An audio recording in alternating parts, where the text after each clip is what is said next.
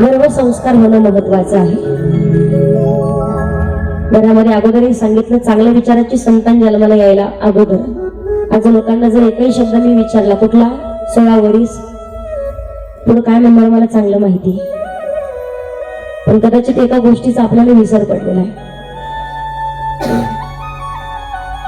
आज खूप मोठा ग्रंथ आहे, जीवनातील प्रत्येक प्रश्नाचं उत्तर त्या ठिकाणी सापडतं माणसाला. भावार्थ अल्पिका ज्ञानेश्वरी सारखा महान ग्रंथ आहे. दुसऱ्या कुठल्याच ग्रंथाचं चिंतन आपण नाही केलं तरी चालेल, पण हरिपाठ जर रोज आपल्या मुखातून येत असेल, आपल्यासारखे भाग्यवान, आपल्यासारखा पुण्यवान फक्त आपणच आहोत. पण कधी तेवढ्या श्रद्धेने जर रोज हरिपाठ म्हणत असू तर. पण माऊली ज्ञानोबारायांनी जेव्हा भावार्थ दीपिका ज्ञानेश्वरी सारखा महान ग्रंथ जेव्हा सांगितला ना, तेव्हा माऊलींचं वय होतं फक्त 16 वर्षाचं.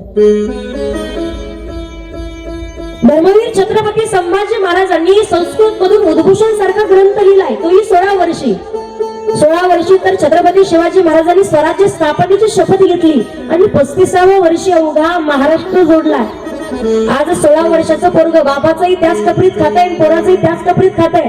कशामुळे? फक्त संस्कारांचा अभाव.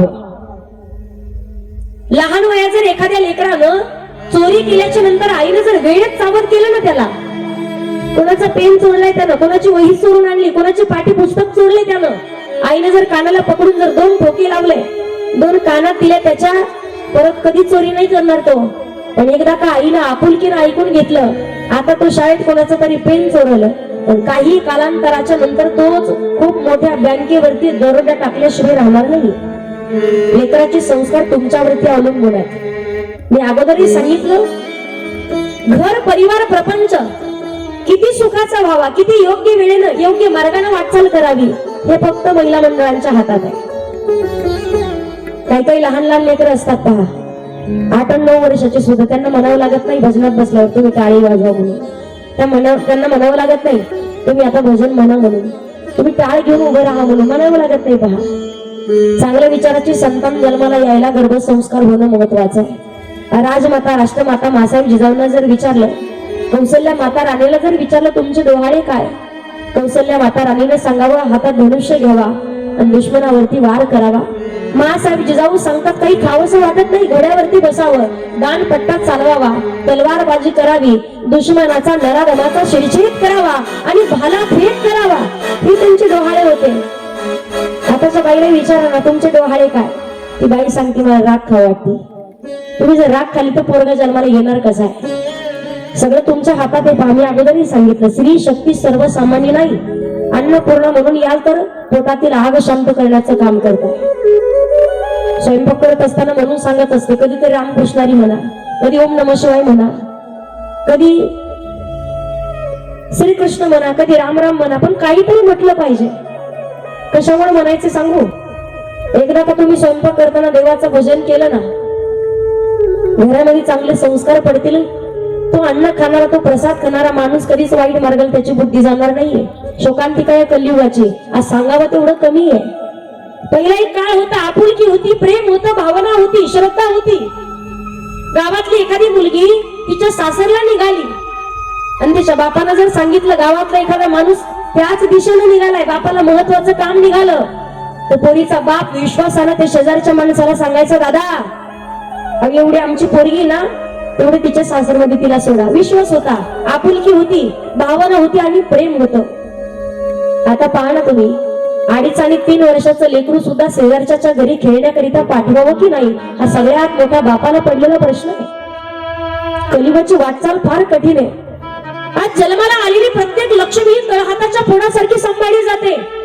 तुमच्या संतानामुळे, तुमच्या पोरामुळे, तुमच्या राक्षसी प्रवृत्तीच्या नराधमामुळे एखाद्याची लक्ष्मी कायमची निघून जावी, एखाद्याच्या बापाच्या स्वप्नावरती पाणी फिरावं आणि एखाद्या आईच्या काळजाचा तुकडा निघून जावा, असं वागणं मात्र कधी कुठल्या पोराचं नसावं.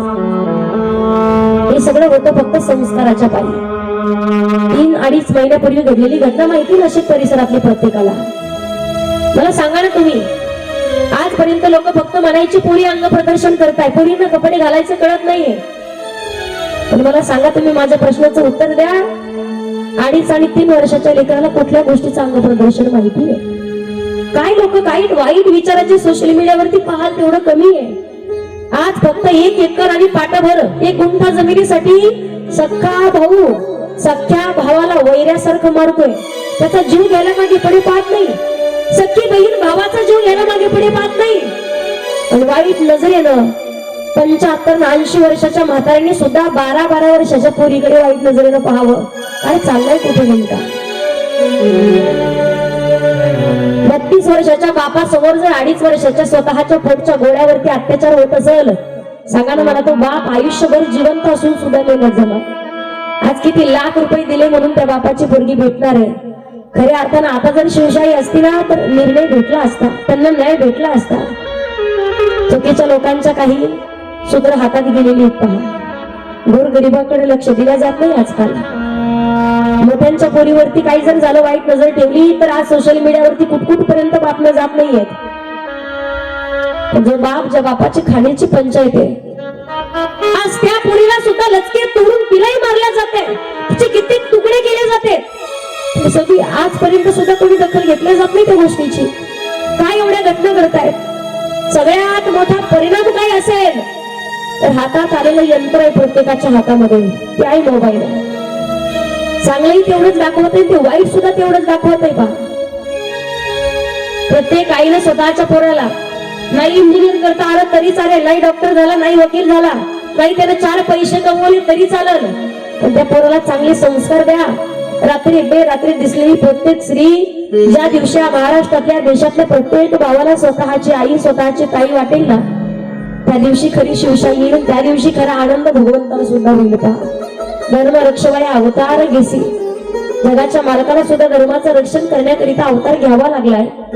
पण कलियुगामध्ये मात्र कित्येक वाईट वाईट घटना कानावरती येत आहेत. आता माऊलींना कायम विनंती असते, आम्ही कथा सांगतो, तरुण आहोत, गुणीजन मंडळी पहा, सगळे तरुण दिसतात तुम्हाला, पण शोकांतिका गोष्टीचे कथा श्रवणासाठी मात्र आज 50 आणि 60च्या पुढे गेलेली जास्त माणसं असतात, जास्त महिला असतात.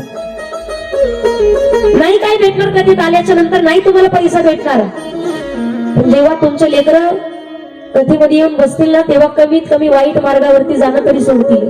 माझ्याकडे सुद्धा संस्था आहे, मुली सांभाळते मी, कित्येक वारकरी संस्था आहेत. लोक तिथेही सोडत नाही, लोक त्यांनाही नावं ठेवायला सोडत नाही. सगळे चांगले असंही नाही, सगळेच वाईट आहेत असंही नाही, पण कमीत कमी सांगू, नाही एखादी पोरगी संस्थेत टाकलेली कीर्तनकार कथाकार झाली, कमीत कमी संसार तरी सुखाचा करेल, स्वतःच्या सासू सासऱ्याला तरी आनंदानं सांभाळलं आणि स्वतःच्या नवऱ्यासोबत तरी नीट वागलं. आज लग्न झाल्याच्या नंतर पोरगी पहा ना तुम्ही, 2 आणि 3 वर्षात लग्न झालेलं मोडतंय, 2 आणि 3 वर्षात फारकतीवरती येत आहे, 2 आणि 3 वर्षात घटस्फोटावरती येत आहेत. कशामुळे? संस्काराचा अभाव. पहिल्या काळातली प्रत्येक आई स्वतःच्या लेकीला सांगायची, पोरी ज्या घरात उभी गेली त्याच घरातून आडवी बाहेर आली पाहिजे. कथा कीर्तनाच्या मधून डोंबिवलीने डोक्यात ठेवायची, आपण कथेच्या मधून आपण द्रौपदी लक्षात ठेवायची, आपण कथेच्या माध्यमातून माता अनुसूया लक्षात ठेवायची, आपण सीता माता लक्षात ठेवायची, आपण कथेच्या माध्यमातून भगवान परमात्मावरती नितांत प्रेम करत असून अखंड नामस्मरण कंठात ती राधा लक्षात ठेवायची, आपण मिल्ल कुळात जन्माला आलेली शबरी माता लक्षात ठेवायची, आपण संत जनाबाई, संत सखुबाई, संत बहिणाबाई, संत मीराबाई लक्षात ठेवायची. कशामुळे? भगवान परमात्माला प्राप्त करण्याकरिता अंतःकरणाचा भाव महत्वाचा आहे. प्रपंच करून हे मत नाहीये, पण आपली सुद्धा बुद्धी धुंदुली सारखी कधीच नसावी. धुंदुलीनं वाईट विचार केला, फळ दिलं होतं, पण फळ गायीच्या समोर टाकलं. धुंदुक गायी सारखा वाईट विचाराचा मुलगा जन्माला आलेला आहे. पिशाच येवलीला प्राप्त झाला, पेशागामी झाला, वेशाच्या अधीन गेला, तोंडात विस्तव भरून मारला, ठेचून मारला. शेवटी 7 दिवस श्रीमद भागवत कथा श्रवण केली, तेव्हा कुठं धुंदुककारीच्या जीवनाचा उद्धार आहे, चतुर्भुज रूप धारण करून प्रकट झालाय. म्हणून तीच कथा अतिशय श्रद्धायुक्त अंतकरणाने श्रवण करायची. का